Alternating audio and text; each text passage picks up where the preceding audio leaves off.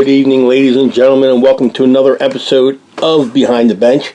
I am one half of your team, Rocco Granado from InLacrosseWeTrust.com, and with me, as usual, from up in the Great White North of Toronto, Canada, none other than Gary Groove. Gary, how you doing tonight?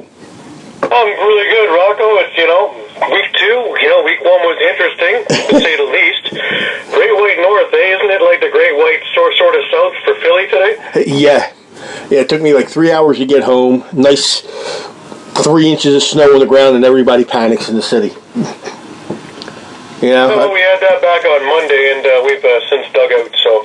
Yeah, I mean, 3 inches here is like a coating in Rochester and Buffalo, Yeah, that's enough to paralyze our cities, though. Yeah. They call that lake effect over in Rochester and Buffalo. Yeah. Nobody blinks an eye. No. Well, the opening song I chose for one reason. We had a whole lot of goals last week. Pretty much everywhere. Yeah, so Shoot the Thrill was kind of the theme for it last week. And we're going to go over the games one by one. The biggest surprise is what happened with the Calgary Roughnecks. So, with them starting in about 35 minutes, let's break down that game first, Gary, so this way we can say what we think is going to happen with them in Vancouver as they start in like 35 minutes here. It's kind of like the consolation game tonight, really, from what happened last week. Yeah. Well, you know what? Let's start with the. The interesting thing, I think, is that Kurt Malosky, what he had mentioned before the game, was that this year's Calgary Roughnecks team was built to run, and that Rochester was really going to have to work to try and keep up. Well, they may have run, but they ran right out of Blue Cross Arena. Yeah, and I was there for it. I watched what happened. Okay, twice in this game, they were held scoreless over 22 minutes. You are not going to win a game being held scoreless for almost 45 minutes of game time. Not going to happen. They had a chance to take control of this game at the 9:02 mark of the first quarter. Because for 5 minutes and 3 seconds total, Rochester was shorthanded. From a holding call to a too many men bench minor to a tripping call. First one was at 9:02, the last one was at 12:05. So for 5 minutes and 3 seconds, they were on the power play. Sometimes 2 men up for as little as 10 seconds to as much as a minute. They couldn't score a goal, but Rochester did. What happened was they gave up a shorthanded goal. Exactly, Rochester did. I mean, the end of the first quarter was 3-1. And you're thinking, okay, Calgary is in this, but from where I was sitting in the stands, they weren't in it. They were not. And every time they looked like they did get in it, Matt Vince had the answer to them. Because he played fantastic. Anytime Calgary had any sort of offense, he shut them down entirely. Oh, he shut them down big time, especially when you keep Dane Dobby off the score sheet. He didn't have not 1 point whatsoever. Okay, and he had a total. All the big guys. Curtis Dixon only had 1 assist. 1 assist, right? Well, I'm getting at. Dane Dobby had 13 shots on goal. 13 shots, and not a single point. And Curtis Dixon only managed 1 assist on his what? On his number what? We have 7. No, he only had 2 shots on goal. Mm-hmm. So you held Dixon and Dobby to 15 shots and 1 assist. We had this big talk about the West Berg signing, and he had no shots on goal and 1 assist. They kept him. I watched what the defense did for Rochester. Paul Dawson, Graham Hossack, Dylan Evans was even in the mix for that. Eric Fennell kept their sticks on all those players on their wrists, kept it on their hands where they could not extend and do what they wanted to do. Rochester came out and they just ran. Now the curious thing to me is, at the draft, everybody was talking about how Rochester made a big mistake, and they bypassed the number one guy in the draft, Zach Currier, to get Jake Withers. Well, Jake Withers went 18 for 22 in faceoff. Yeah. He was a beast. To me, that's a pretty stylistic number. 10 loose balls and 8 for 22 in faceoffs. That's stunning numbers. Yeah, but Gary, not only that, but if they gave out a third assist, he would have had at least 3 or 4 of them. Mm-hmm. Okay? And just even without the assists, the plays that he was making out there on the floor to lead to, an odd man rush or what have you, were just unbelievable. And the same thing with Eric Fennell. He played outstanding. I liked Eric Fennell when he played for the Rock in the summer. I thought he was going to be a big thing, and I was hoping that the Rock would find a way to get him. Oh, he played unbelievable. 3 assists, 6 shots on goal, 3 loose balls. I mean, he had a solid game. He really did.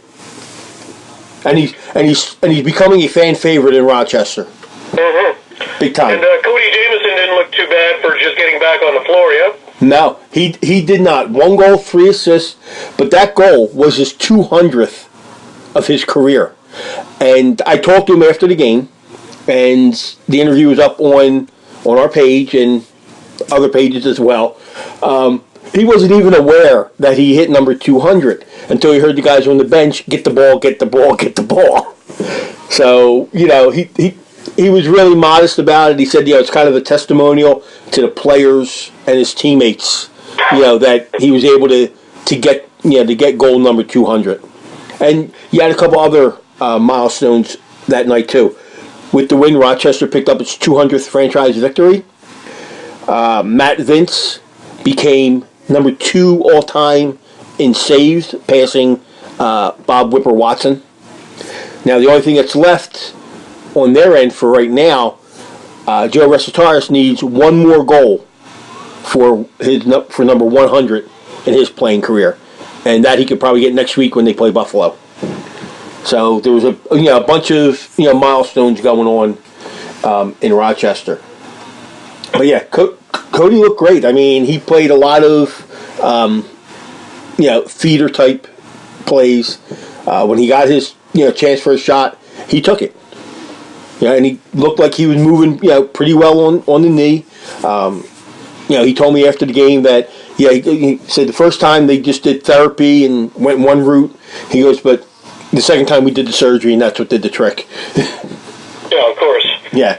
Now, interestingly enough, obviously Ciliano wasn't playing well. Neither one of them was playing well. No, but Ciliano, he wasn't playing well, and they took him out. But then they put him back in after one set of plays. 22 seconds. It was already 7-1. Yeah, 22. I would have kept him out. 22 seconds they kept him out and they put him back. And you said the same thing I did when I was sitting in my seats. I'm thinking, why did you put him back in, keep him out, and let him come back to start the third quarter? Just to see. Instead of putting Del Bianco in the third quarter, and that really didn't do anything. No. I mean, it just, One gave up 10, the other gave up 7. The rest is history. Yeah, I mean, and their big question going into this year was their goaltending. Yeah, and they didn't do anything to solve that. No. But defensively, they didn't do anything either. No, they didn't. They looked really out of sync. Now, I mean, they had obviously a slow starter, but this is for a season where they made the most moves at the draft. They did the most drafting at the draft. They had really high picks at the draft, and they came out flatter than a flat line. Yeah, it was bad. It really was, and people were even in the stands going, "Do you think they missed Jeff Shatler?" That was the buzz going around. I don't even think that would be the total answer. I think this team and altogether just came out flat. I don't know if maybe they're just tuning out the coach now. Maybe Milwaukee's ran his course, having the Cordingly disease. They just aren't listening because this is not a first time thing. No. And with all the new talent in there. And granted, they only had a couple of games to gel, so maybe it's just first week jitters, and they'll get it together. Yeah, they didn't do anything to convince me, and I had picked them. Rochester had the same amount of time, and they had some rookies in their in their lineup. Cody Jamieson coming back really for the first time in, almost the whole, year plus. And they I just find this odd that they played as bad as they did. Yeah. I'd be very curious to see how they do against a team in their own division and a team that also disappointed me last week. Yeah. Well, let's finish with Rochester. We only had, what was I going to say? Yeah, Calgary, they scored 2 goals at the end. Two trash goals is what I like to call them. Well, yeah, this would have been the game that equaled what I would have said against the Rock did to Rochester back about 6-7 years ago. Yeah, it made him 17-3. Yeah, I mean Dan Dawson, he looks like he's getting younger when he plays. Well, like you said, he was in the best shape of his life when he went into training camp. Well, he showed it. 3-3 for Dan, 2-4 for Recitaris, and 2 goals each for Corey Vitarelli, Josh Currier, and Kyle Jackson. Real quick, story with Currier. His mom and his family were there. His mom was walking around with a T-shirt, half of it for Rochester, the other half for Calgary. Of course. And it was stitched together and said Currier on the back. Like, I think the first 3 letters were in the Calgary colors, and the last 3 or 4 were in Rochester's colors.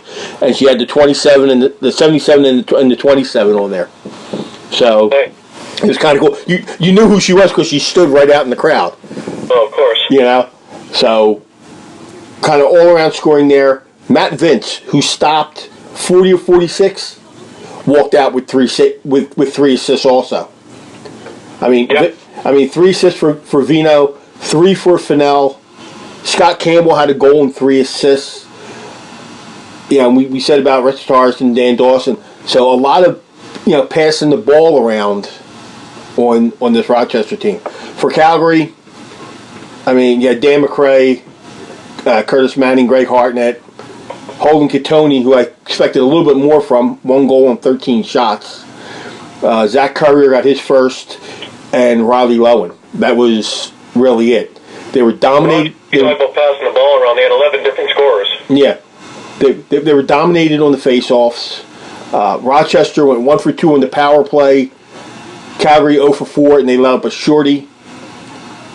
Rochester picked up more loose balls, 76-69. I mean, it was just complete domination. And like I said in the beginning, you can't go 45 minutes without scoring a goal and expect to win the game.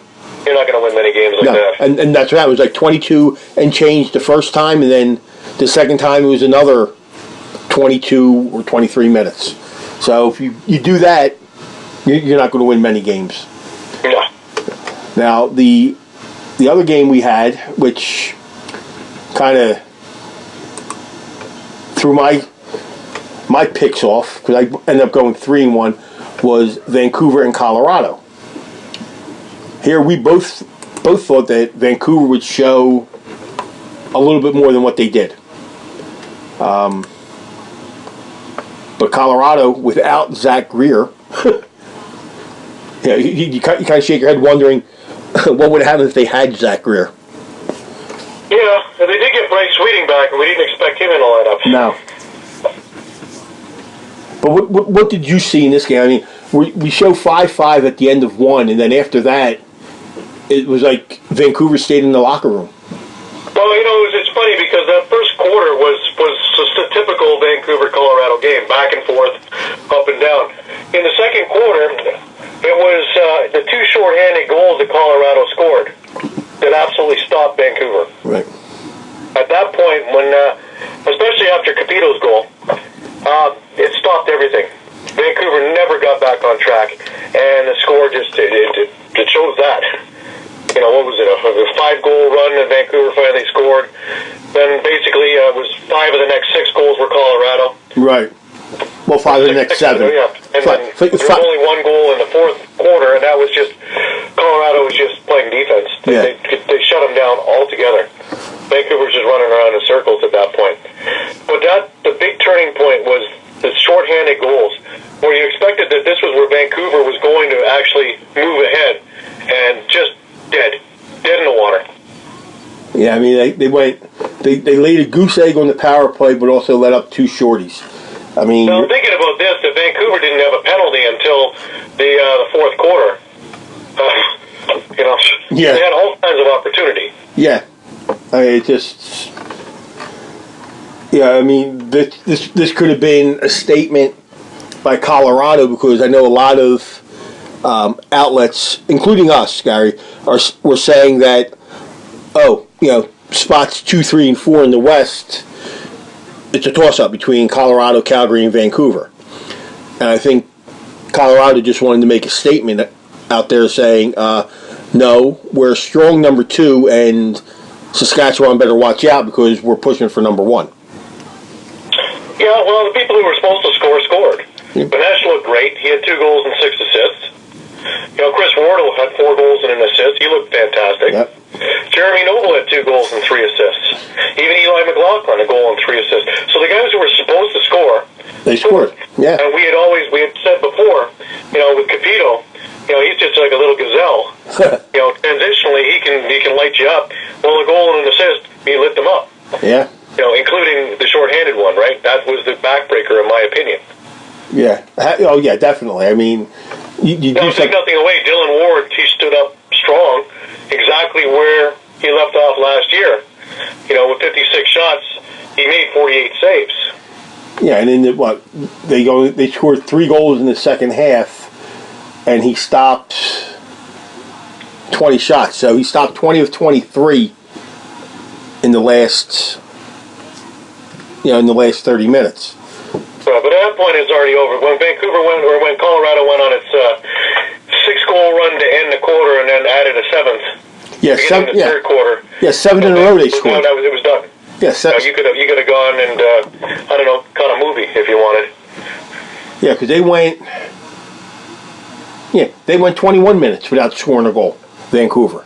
Yeah, and in this league, if you go that long without a goal, you're not going to win many games. No, I mean, or any games for that matter. I mean, if you go that long without a goal, you better hold your opponent to maybe 1 or 2, not 7. Or you better have lit them up in the first 15 or 16 minutes. Yeah, I mean, you allow 7 goals and you don't score in 21 minutes. Something's not right. And Ryan Banesh had his typical game, 2 and 6. And we just did, from Vancouver, all you had, Logan Schutz had 2 goals, no assists. Corey Small, no goals, 2 assists. Reese Dutch, just 1 assist. Well, Brandon Goodwin, 1 goal and 1 assist. Joel McCready had 2 and 2.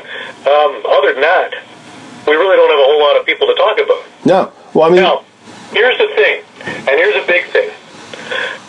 We talked about how important Matt Beers was going to be to this team. Well, Matt Beers, he left after the first with a head injury. He went on, I believe it was concussion protocol. Yeah. And he was gone for the rest of the game. And as soon as he left, everything fell in. Everything fell in, yeah. If he's the leader of that defensive core. Yeah. If he didn't already believe it, here's proof positive. Yeah. And if you look at their big guns, we talked about Reese Dutch. He had 11 shots. Logan Shush with 12 shots. There's 23 shots right there by those 2, and all they mustered was 2 goals and an assist. Corey Small had 9 shots. So between those 3, that's 32 of their 56 shots. Now, interestingly enough, that Brody McDonald came in for the last bit of the third and the fourth, and only allowed 1 goal on 9 shots. Interestingly enough, does he get the start tonight? Logic says no, but do we want to shake things up there and see? You know what? I would. I don't see a problem with it either. I think, if anything, it would wake up the team, and, Yeah, I mean, he stopped... Anyways, why not? Yeah, stopped 8 out of 9 in almost just about 17 minutes of play. Nothing against Bellinger, but maybe, it's early in the season. Okay? Calgary is struggling to score goals. So, why not put the big man, Brody McDonald, in there? I mean, he stands about 7'3". Yeah. A man mountain more there in net. Yeah. The thing is this, right?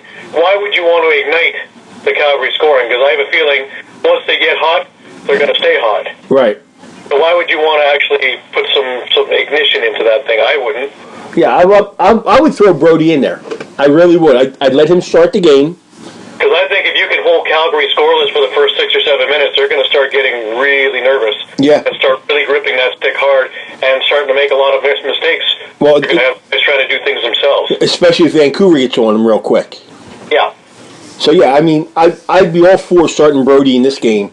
Just to, it's early. It's not like, oh, my God, we need to really win this, otherwise we're eliminated. No. Put him in.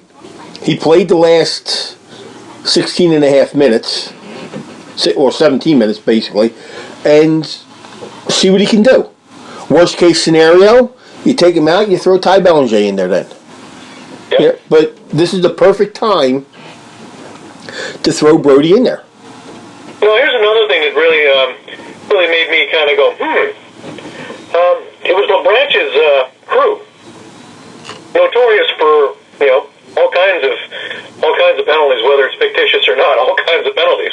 Yeah, and he only called 4. 4 all game. Well, 5, because one was actually scored with an extra attacker on. Oh, okay. One of Benesh's goals was scored with an extra attacker on in the first.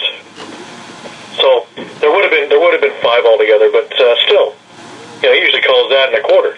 Yeah. I also find it interesting that the scorekeeper was Bev Mosdell, and she's the commissioner of the juniors. Whoa. Okay. Well, yeah. Very, very nice lady. I enjoyed talking with her at Minto.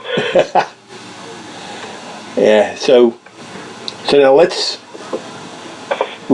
get to the Vancouver Calgary game now, because when everybody starts listening to this, they're gonna the game's gonna start while we're still doing the show. Vancouver Calgary. Calgary struggled to score. So did Vancouver.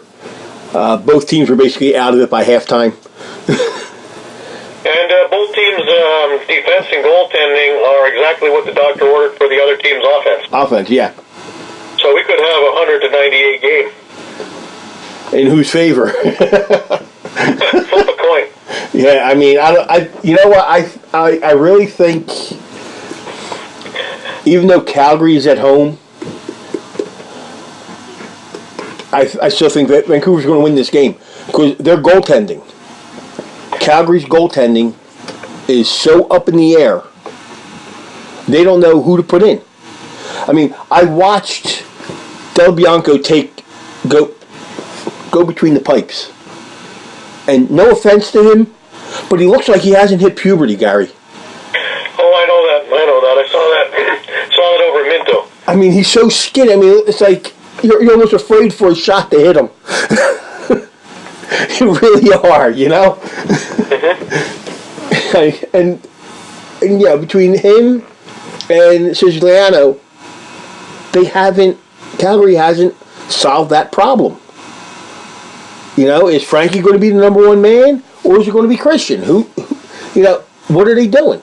They took him out for 22 seconds, then they put him back in, and he got shelled again. Then they put Del Bianco in for the rest. I mean, it's just they don't know, and that's what's making me choose Vancouver in this, because Vancouver. Interestingly enough, I didn't see anything on the wire about Matt Beers, so I'm assuming that he passed all the tests and he was going to be in the lineup tonight, which also bolsters my idea that I'm going with Vancouver. Yeah, well, I'm definitely going with Vancouver because Calgary hasn't shown me anything with their goaltending. Yeah. That is so up in the air. I mean, they could probably put both of them in there, and they probably still get hit up for 17 goals. Yeah. Now, remember last year when I said stuff like this, somehow word got out to them, and they made me eat my words, and they put up a hell of a performance. So I don't know. I don't see it tonight. I think it's going to get kind of nasty in the Saddle Dome. And I think Vancouver's going to have a great game tonight and beat Calgary. Yeah, if Vancouver can keep their patience, they can have an awful lot of power plays. Yeah. A lot of power plays and a lot of fun, I'll say. So I guess it's safe to say we're both going to Vancouver in this game? Yeah. Okay. So we both have Vancouver. Now, the We did the Rochester Calgary game. We did Colorado Vancouver. Let's go to Buffalo. What in the world happened? Well, a few things happened. Number one, Alex Bouquet stood on his head.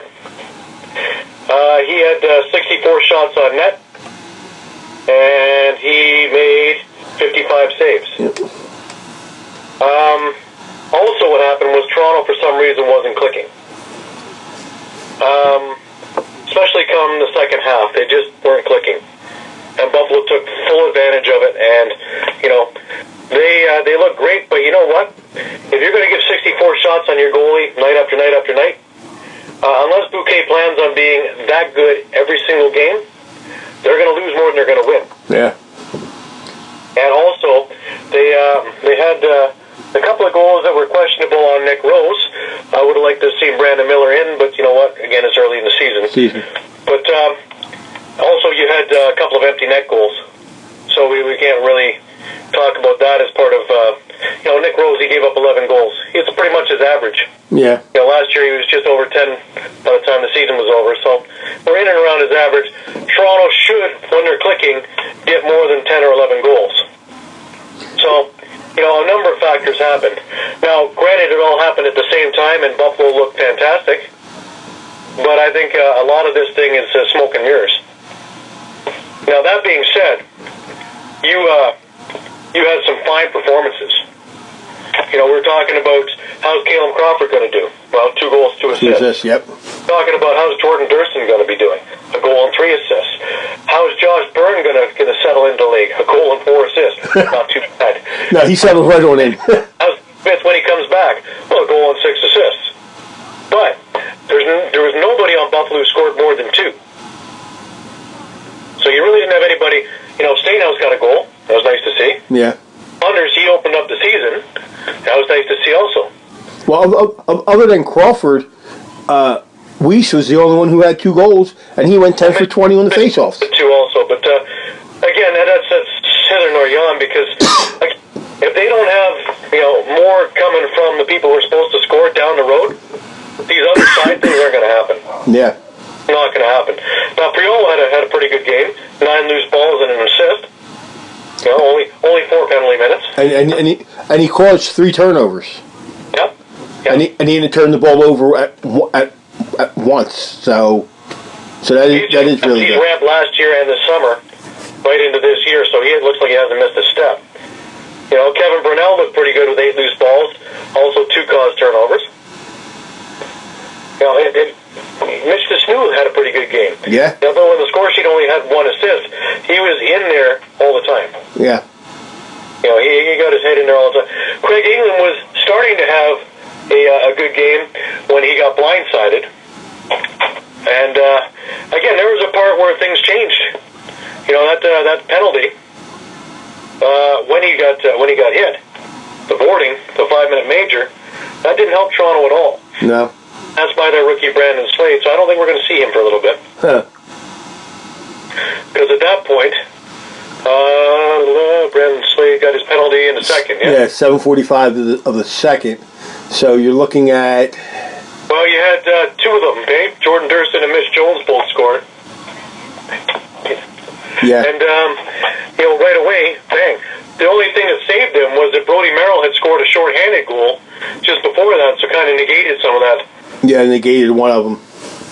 Yeah, because at the half it was 5-5, but I wasn't comfortable with a tie at that point either, because it just seemed like Buffalo had that little extra edge, and Toronto just wasn't clicking. No. And it was right from the beginning; they weren't clicking. Well, when you look at, we'll say the big 3 here, Hellier, Hickey, and Adam Jones, 33 shots between the 3 of them, 4 goals total. Yep. Littner had 3 goals on the night. Set it up. Yeah. He had 3 goals, which is nice. That's an extra piece of the puzzle. But when you have the other 3, for them, you have nothing. Yeah. Nothing. LeBlanc had a goal on 7 shots, a goal and an assist, but the other 3 who accounted for 33 of the 64 shots, basically half, 50% of the shots, they only accounted for 4 goals. Latrell Harris, he was in Yep. Hostrauser, he was invisible. Jordan Magnuson, except for winning almost 50% of the faceoffs, he was invisible. Nick Rose had an assist over these guys. Brandon Slade making his NLL debut is notorious for his 5-minute major. 4 loose balls, but that's it. Yeah. Because I don't think he saw the floor after that. No. Yeah. Damon Edwards also. Well, he did see he was invisible also. And we need that transition game. Now, down the pipe, Phil Caputo was put on the injured reserve list, and they're going to give Drew Belgrave a chance. Now, I was really impressed with him in the preseason because, again, a couple of things. Number one, he's a pretty good quarterback on defense, but he's a little gazelle. So I know he's listed as defense, but I would list him as transition because he's going to make up that spot that Jesse Gamble isn't here this year due to work commitment. Right. Be interested to see how much of an effort it is now, as you're going to go against, my estimation, the best team in the league right now on paper with the Rush tomorrow. So that'll be interesting. Yeah, I'm looking forward to that. But then you were going again, Sandy Chapman, 2 loose balls, Brock Sorensen, 4 loose balls. All these guys were there, but nobody stood out and really did anything. Captain America had 3 assists. 6 shots on net, 6 loose balls. So he had decent numbers, but nothing that would be, hey man, that's Captain America. Yeah. They did a really good job of shutting down the lanes. They did a good job of shutting down the passing. And when they couldn't, Alex Bouquet was there. So, like I say, Buffalo, if they can tighten up their defense, there's a lot of promise there, and I think they're a couple of steps ahead of where even they thought they would be at this stage. Well, they got a big test coming up next week. Yeah, when they're going against that offensive juggernaut of Rochester? Yeah, in Rochester. And that'll be the litmus test, I think, for now. Yeah, and that'll be in Rochester. So, I don't know, do we see the real Buffalo, or will we see more of the real Buffalo next week? I think it's a kind of for both teams. I think you take a look at what happened, and that old saying, nothing is as good or as bad as it seems at the time. Yeah. I think if you take everything back about 20% or 25%, you get to where these teams really are.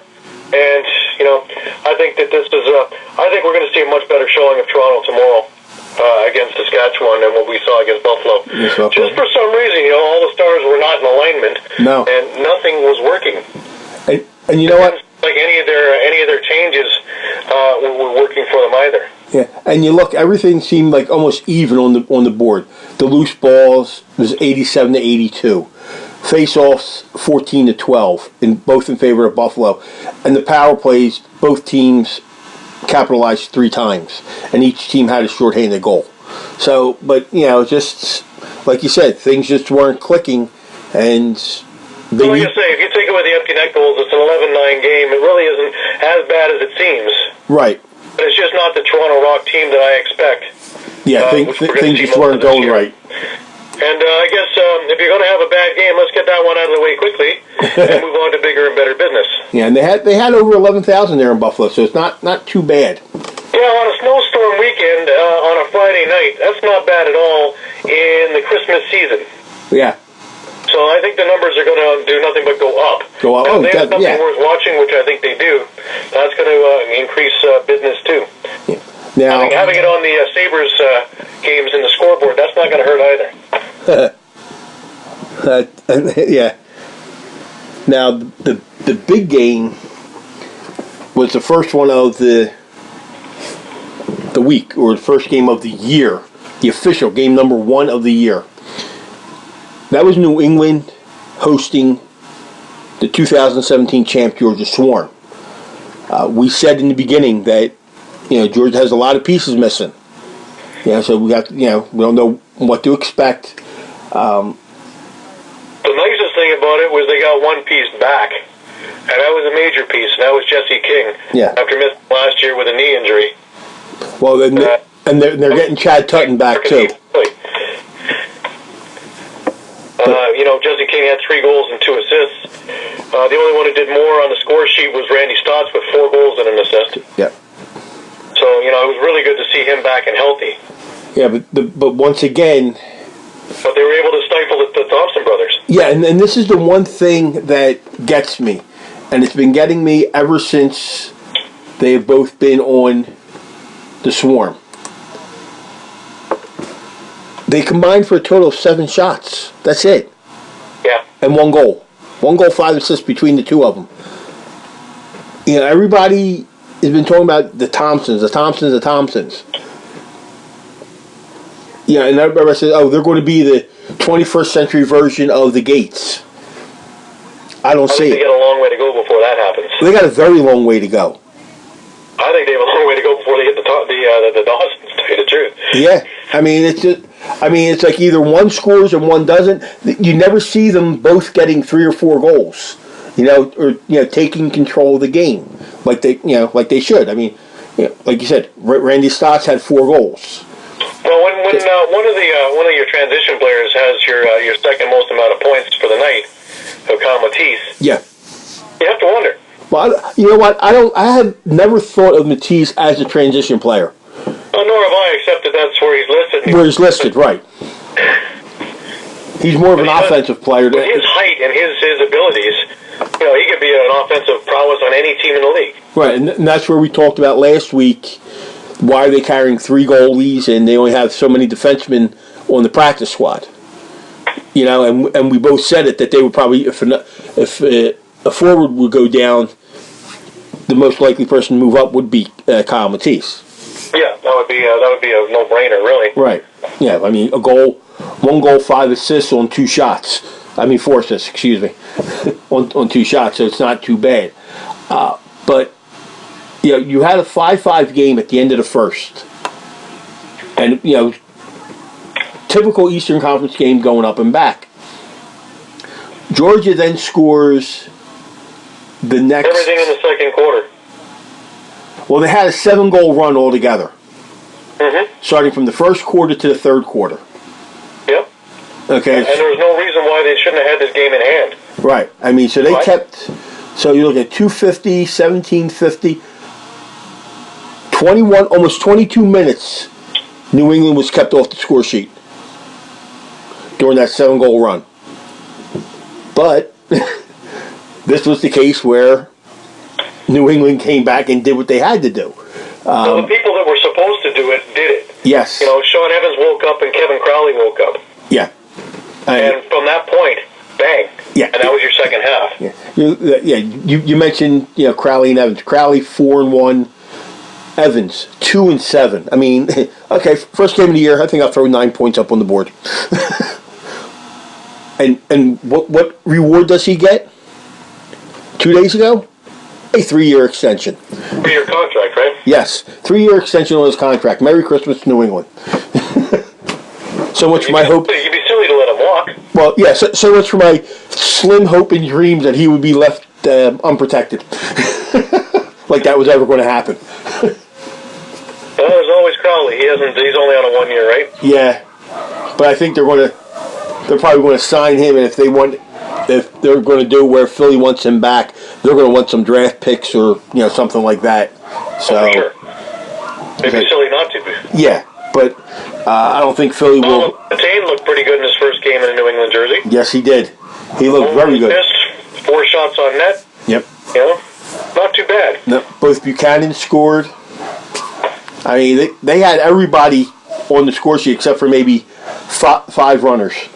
Yeah, also David Block, he looked pretty good in his new jersey. Yep, he scored the first goal. 1 caused turnover and a goal. Yep. Not bad at all. He scored the first goal of the year for the Black Wolves. I mean, Aaron Bold stopped 33 of 44. Came up big when needed. Yep. Oh, yeah. I mean, they picked up 75 loose balls, 62. Face-off, 17 out of 27. The one thing, though, is they didn't get 1 power play chance. Georgia played a very disciplined game. Even though they lost 13-11, they played. Which again makes me scratch my head when I look at the crew chief. Garrison, and then you have Ecclestone and Ferguson. And, Ecclestone and Ferguson are notorious for letting things go and sometimes too far. I'll give you the juniors that I watched in the summer, which you can catch some of my video of some of their work. But usually Garrison is a little bit more to blow down any type and all types of infractions, shall we say. You think? Well, I don't know if there's a new mandate from the league to let things go a little bit. But, yeah, it seems to have, on all games, the only time when things were out of hand a little bit, things got a little chippy in some of these games. Right. HP Spectre X360 with an It also got a little chippy in the Buffalo game at the end of the first half. Yeah. But, that's c'est la vie, right? I'm curious to see how things are going to work in week 2 because, with the league and its new edict and how it wants to go on with expansion coming in next year, and they're going to try and get new viewers, I'm curious how they're going to handle it. Now, of course, the game is much more intriguing for everybody if it keeps flowing and let the players play. So it seems as though that looks like the mandate from the league is let them play unless there's something that's going on. Really, A, obvious, or B, that's going to cause a scoring chance. They got the lineups up. Matt Beers is in the lineup for Vancouver. There you go. But guess who is in the lineup for Calgary? Who do we have there? Bob Snyder. Well, we said that it wasn't going to be too long. It took 1 week. Nope, and they are not starting Brody McDonald. Ty Bellinger and Siciliano will get the start. Interesting. Yeah. So I'm trying to look here. Bell, Lowen, Courier, Mitch Wild, Snyder, Chad Cummings, Digby, Catoni, the normal crew there. Let's see if anything different for Vancouver. Beers, he's back in. That's good. Small, Shush, Justin Salt, Cornwall Messenger. It all looks like the same lineup. Same lineup, yeah. Brian Fournier. They're going with the same lineups. Yeah. Interestingly enough, I guess both teams thought that it was a fluke that would happen last week. So we'll see. Should be very, very interesting. Yeah. So they're both. Yeah, they're doing the intros now for the game. But now we're talking about that game with what New England did. Now tomorrow night we have Toronto and Saskatchewan. First game. Saskatchewan's first kick at it. First kick at it with new goalie Evan Kirk playing in Toronto. And they've had an awful lot of bonding. Yes. So we'll see what team travels down here. And it'd be interesting to see how the Rock come out from last week. I know they spent an awful lot of time working on some things on Tuesday. And we'll see. We'll see if they can click a little bit more, because they're going to have to. Because don't forget, with Keenan, he loves to push transition.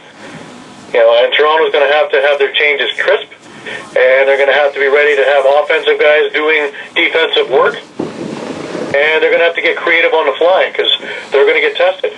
Oh, they're going to get tested a lot, and then you got the Saskatchewan defense.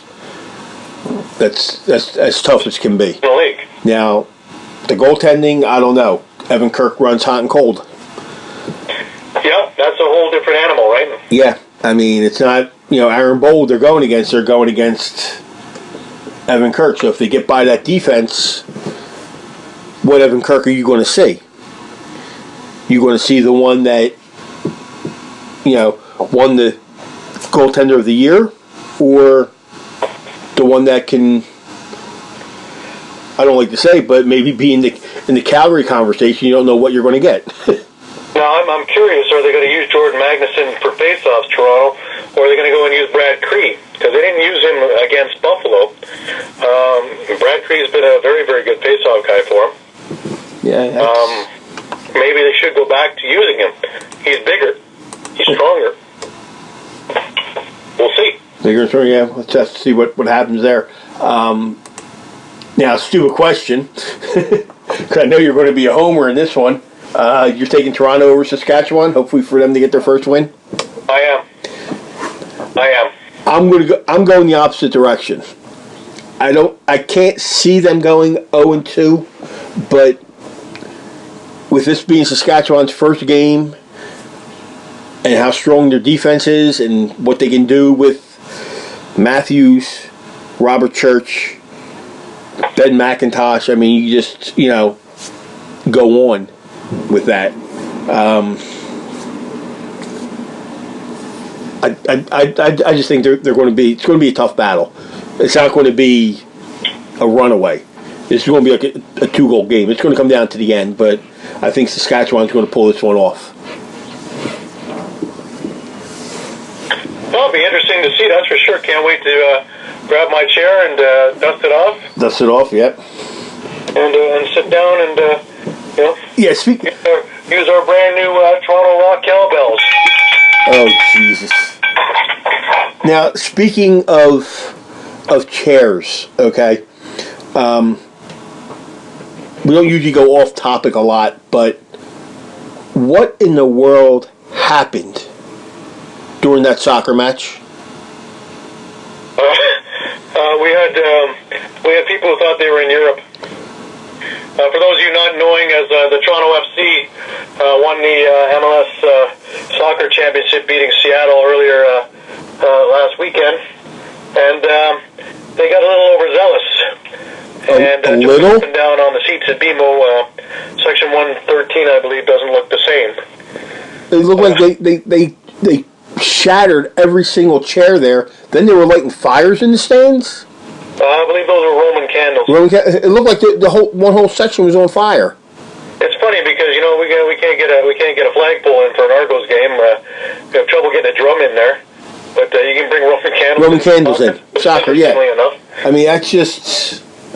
I don't know. I just didn't. I believe the word is hooliganism because you know what? Out of the 30,000 some odd people that were in there, I would say all but about 100 or whatever were pretty good. And then you got the fools. Now every city's got them. We just happen to have it on display. Oh yeah, I mean, I'm not saying that Philly's innocent or Atlanta's innocent or anything like that, but that was I saw that up on social media, on Facebook and everything, and I just couldn't believe it. Yeah. I mean, it's like you don't care about your stadium. Well, I say, you got guys there, and add a little bit of alcohol in there, kind of. A little? Enhances the stupid mode, but... a little alcohol? Yeah. I mean, that was a little bit, yeah. That was just unbelievable. But I want to look at some of the transactions that happened since last week. Okay? Back on December 11th, Calgary put Tyler Burton on the IR, and they put Mike Carnegie up on the active roster. Then on the 13th, 2 days ago, you got that the Mammoth released Nick Ocello from the practice player list, and they released Brody Eastwood from the active roster, and they placed Brad Self on the active roster, and then they put Brody back on the practice squad. I can never understand the theory of all this going here. Georgia, they actually put Jordan McIntosh back on the active roster from the holdout list, and they also placed Kevin Orleman on the PUP list, on the physically unable to perform, and they signed Chad Tutton to a 3-year deal. So that's not a bad signing for them. And then, of course, we mentioned Phil Caputo on the injured reserve list, and Drew Belgrave is now going to be on the roster for tomorrow night for the Rock. Well, yeah, and we mentioned about Sean Evans signing that 3-year deal with New England, so that's going to make them happy. It'll make the fans there, obviously happy. And I don't know if we had mentioned it before from a week previous that Vaughn Harris, who was actually a pretty big draft choice for Calgary, and he got put to the practice player list and then traded to Buffalo for their 5th round pick. Yeah. Vaughn Harris is part of that Buffalo juggernaut now too, and we'll see what he can do out there as well. Yeah, I think he fits in the Corey system well. He's a good scorer. Yeah, it's just You had a great summer. yeah, it's just a matter of whether or not. But where he fits and how he fits is going to be interesting. Yeah, that's the thing. Yeah, how is he going to, fit in there? That's the. Yeah, but he's got all the ability in the world, and a team like Buffalo, which is rebuilding and young, he's going to fit in very, very nicely. And if he can fit in, he's going to be there for a while.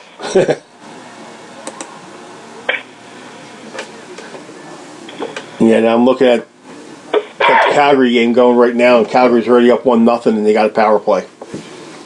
Well, at least they came out to play. Yeah, 2-play, yeah. But we'll just have to see what happens with. But again, they started out the last week 1-0. Had a bunch of power plays, and that didn't do much. That didn't do much either, no.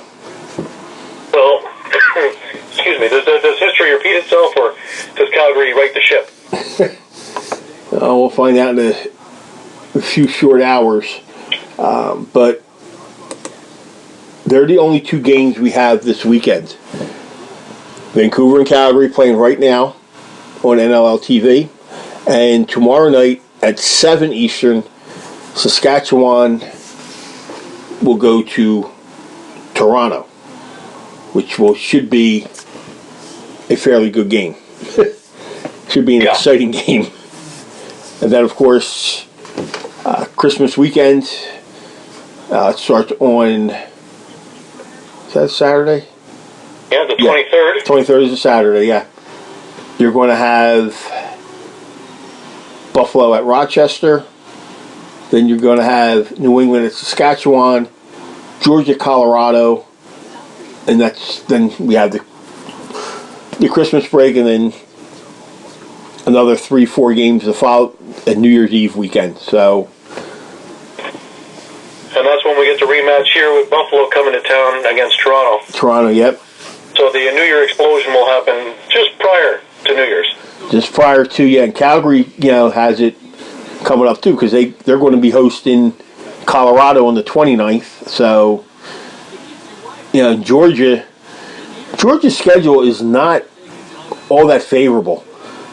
No, for a team that's won the championship, they have a pretty tough schedule to start. Yeah, they got Colorado next week on the road. Then they come home and they got to face Rochester. Then they're home again to start the new year, 2018, against Saskatchewan. So not all that favorable. I mean, but then again, you really only have 8 teams that you're playing, so you kind of, what teams would really be weak, so to speak. Yeah, and that remains to be seen, and that we'll know in the first couple of weeks. Yeah, we'll see what happens. I mean, are we going to have another 2016 or 2017 where Vancouver and Calgary don't want to, can't decide who wants to take over the third spot or fight for second? Yeah, which always makes it intriguing for guys like you and I, because it gives us fodder to speak about. Yeah, it's just, I think tonight's going to show a lot with that game. I think so also, because I think when you don't have a stringent defense against you, that gives you a little bit more license to operate.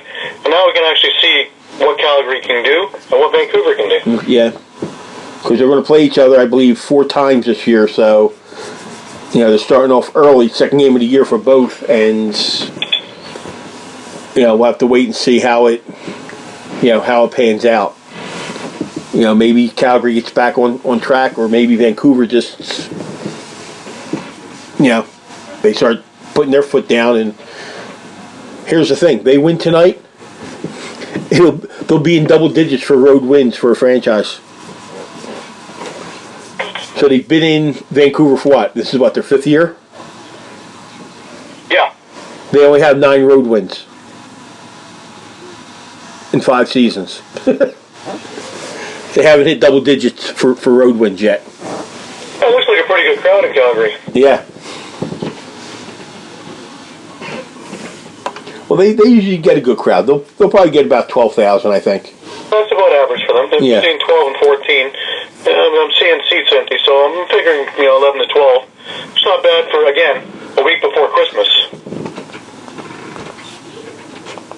Yeah, it's... these tickets haven't become stocking stuffers just yet.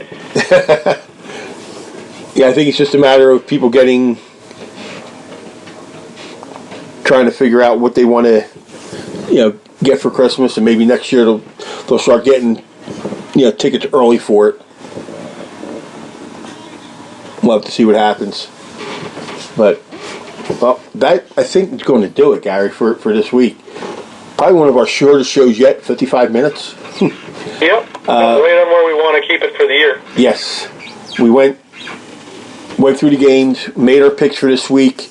We both agree Vancouver tonight, and we split on Toronto, Saskatchewan. I'm going with Saskatchewan. Gary is going with Toronto. Currently, I have a 1-game lead, winning 3 out of the 4 last week. Gary split, going 2-2, losing the Toronto Buffalo game, and both of us losing. We both lost that game, and Gary losing the Calgary Rochester game. That was the only one. That was the only one we differed on.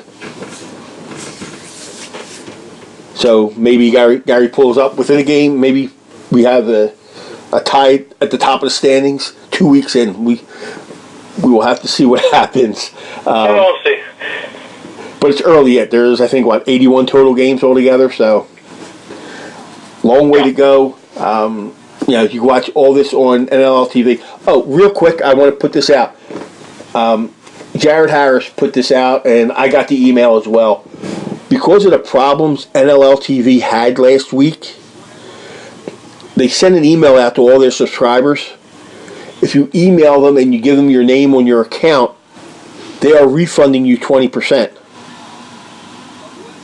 of what you paid because of how bad the transmission was last week, which I think is a fantastic thing that they're doing.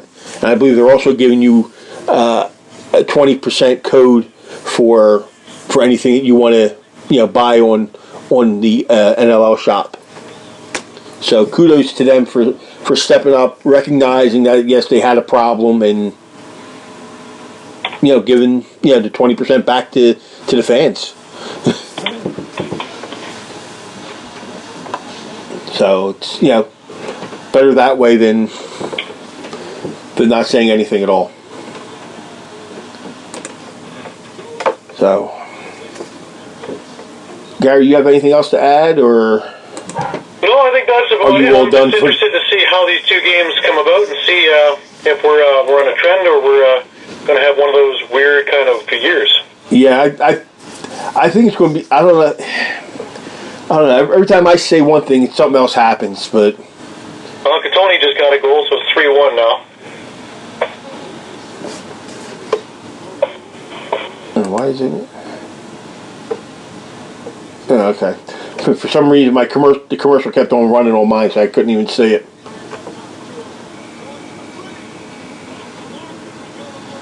Yeah. So you had 2 games tonight.